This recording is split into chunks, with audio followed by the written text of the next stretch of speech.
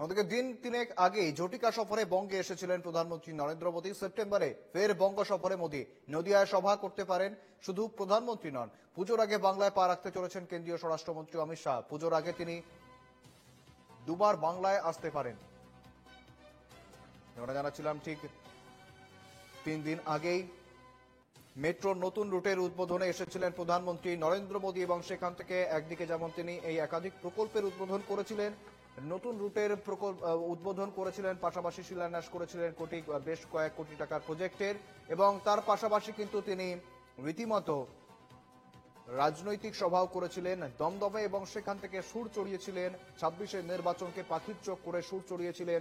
রীতিমতো তৃণমূলের দিকে অনুপ্রবেশ সহ একাধিক ইস্যুতে রীতিমতো সুর চড়িয়েছিলেন তিনি। এবং তার মধ্যেই পুজোর আগে ফেরও আবারও রাজ্যে আসতে পারেন প্রধানমন্ত্রী, এবং শুধু প্রধানমন্ত্রী নয়, রাজ্যে আসতে পারেন স্বরাষ্ট্রমন্ত্রী অমিত শাহ।